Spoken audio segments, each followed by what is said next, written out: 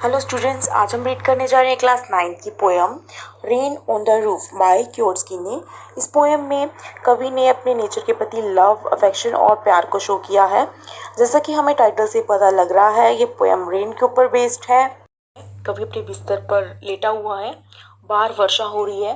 कवि को अपने घर की छत के ऊपर रेन की स्पैटर साउंड सुनाई देती है। जो रेन जब वर्षा गिरती है तो साउंड होती है ना, तो उसको पैटर्स बोला गया है। यह साउंड कवि के हृदय में आनंद और पैदा करती है। बहुत ही आनंद देने वाली साउंड होती है। कवि अपने बिस्तर पर आराम कर रहा है और यह आनंद उसको अपनी माँ की याद दिला देता है। उसे याद आता है कि किस तरह से उसकी माँ उसको प्यार किया करती थी जब वह सो रहा होता था, और उसको अनेक यादें आती हैं। ये कुछ यादें उसको सुखद एहसास करवाती हैं, कुछ दुखी भी करती हैं। आइए रीड करते हैं poem. When the humid shadow hover over all the starry spheres. यहाँ ह्यूमिड शेडोज का अर्थ है डार्क क्लाउड्स, यानी काले बादल। होवर मीन्स है मंडराना, राउंड इन द स्काई, आकाश में।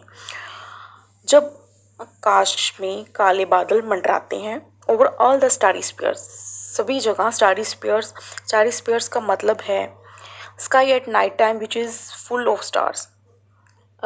रात के समय का आकाश जो तारों से भरा हुआ था, उस समय की बात हो रही है। The मेलनकली darkness gently weeps in rainy tears. मेलनकली means होता है सैडनेस। तब क्या होता है, जब आकाश में बादल मंडराते हैं तो तारों से भरा हुआ आकाश था, अब आसमान बादलों से भर जाता है। तब बादल से भर जाता है, इसके कारण क्या होता है, अंधेरा हो जाता है। और वह अंधेरा क्या लेकर आता है, एक उदासी लेकर आता है।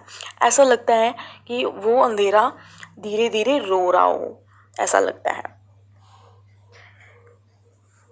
बेसिकली कवि इस पूरे स्टैंजा में ये कहना चाहता है कि आसमान तारों से भरा हुआ था, फिर बादल आ जाते हैं और अंधेरा छा जाता है।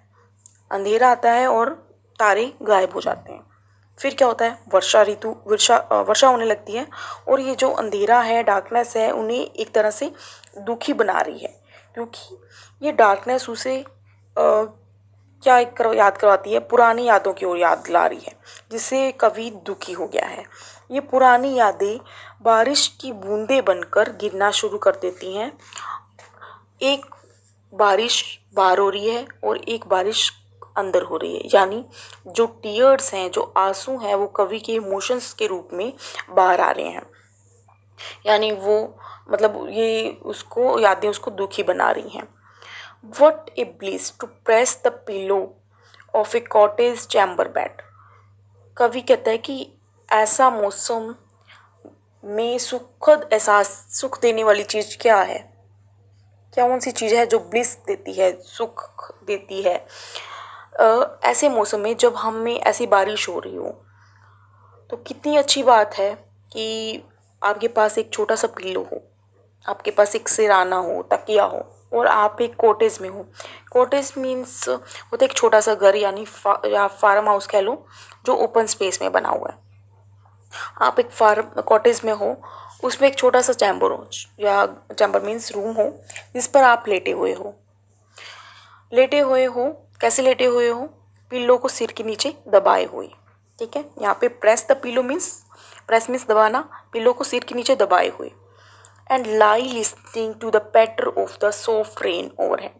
और क्या कर रहे हो, बारिश की बूंदों से जो साउंड, जो पैटर साउंड है पैदा हो रही है, उसको आप सुन रहे हो, और ये साउंड बहुत इंजॉय भरा है।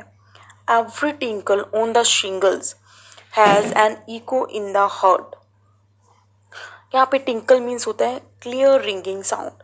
जब शिंगल्स पर बारिश की बूंदें गिरती हैं, जब इन कड़ियों पर बारिश की बूंदें गिर रही हैं, तो वे एक साउंड पैदा करती हैं, टिंकल साउंड पैदा कर रही हैं। बिल्कुल वही साउंड, वही इको, इको मीन्स होता है प्रतिध्वनि, वह मेरे मन में भी पैदा हो रही है। And 1,000 dreamy fancies into busy being start. यहाँ 1000 मीन्स इनम्बरेबल नंबर ऑफ इमेजिनेशंस। मतलब कवि कहना चाह रहा है कि हमारे माइंड है, वो हमेशा कल्पनाओं, विचारों, इमेजिनेशन से भरा रहता है।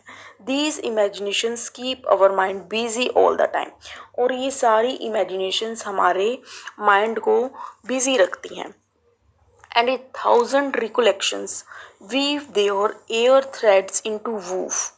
इसी तरह से हजारों विचार, imaginations, fantasies, as well as numerous memories ये कवि के मन में भी आ रही हैं और ये बारिश की बूंदें इन मेमोरीज की तस्वीरों को वीव कर रही हैं. वीव मीन्स होता है बुनना, बुन रही हैं.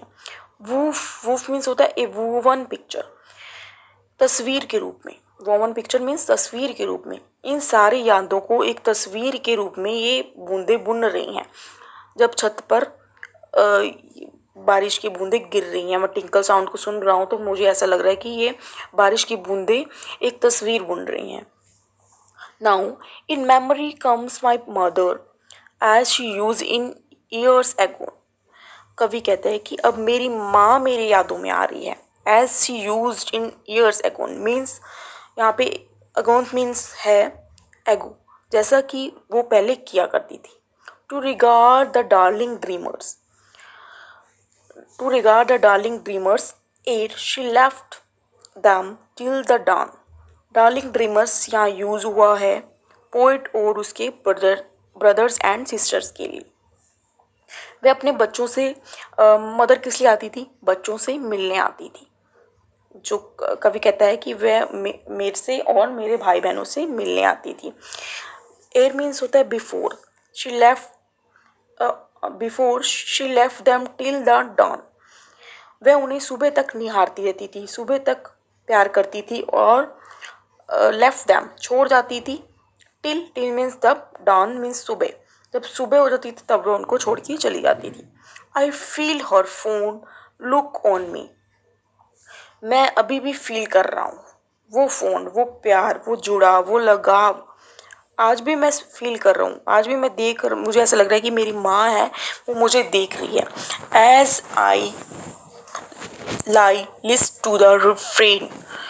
आज जब मैं बारिश की बूंदों से उत्पन्न आवाज को जब मैं बार बार सुनता हूँ, रिफ्रेन मीन्स होता है रिपीट.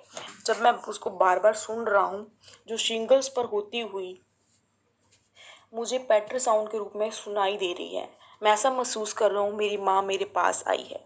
मुझे अनुभव हो रहा है, मुझे बहुत सुखद अनुभव हो रहा है. और यहाँ ये पोएम होती है ख़त्म. और ये बहुत अच्छी पोएम है, आप इसको अच्छे से समझना. Thanks students.